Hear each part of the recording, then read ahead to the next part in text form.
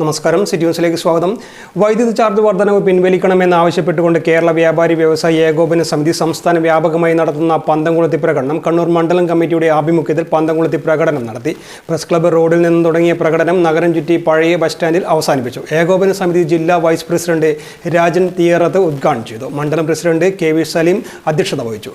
ഷാഫി മുണ്ടേരി, മൂസ ഷിഫ, ജ്യോതി Darshan, Azeez Vadakkumpad, Sameer Shahul, KV Rashid എന്നിവർ സംസാരിച്ചു.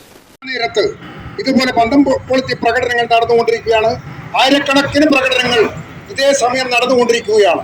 ഇത് ശക്തമായ ഒരു വലിയ സംഘടനയുടെ കേരള വ്യാപാരി വ്യവസായ ഏകോപന സമിതിയുടെ ആഹ്വാനപ്രകാരം നടക്കുന്നതായതുകൊണ്ട് തന്നെ വളരെ ചിട്ടയായി കൃത്യമായും ആരെയും ബുദ്ധിമുട്ടിക്കാതെ എന്നാൽ എല്ലാവരുടെയും ശ്രദ്ധ ആകർഷിക്കുമാറ് നമ്മൾ ഈ പ്രകടനം നടത്തുകയാണ്. ഇവിടെ വളരെ ചുരുങ്ങിയ ഒരു ചെറിയ കാര്യം മാത്രമേ പറയാനുള്ളൂ. വ്യാപാരികളാണ് ഇത് നടത്തുന്നത്, ഇത് വ്യാപാരികളുടെ കാര്യമാണ് എന്ന് ദയവ് ചെയ്ത് ജനങ്ങൾ തെറ്റിദ്ധരിക്കരുത്. ഈ രാജ്യത്തിന്റെ, കേരള സംസ്ഥാനത്തിന്റെ സ്പന്ദനമാണ് വ്യാപാരി സമൂഹം. കൂടുതൽ വാർത്തകൾ അറിയാൻ സിറ്റി ചാനൽ വാട്സ്ആപ്പ് ഗ്രൂപ്പിൽ ജോയിൻ ചെയ്യുക. അപ്പോൾ യൂട്യൂബ് ചാനൽ സന്ദർശിക്കുക. വാർത്തകളുടെ അവസാനിക്കുന്നില്ല. മറ്റൊരു വാർത്തയുമായി വീണ്ടും കാണാം. നമസ്കാരം.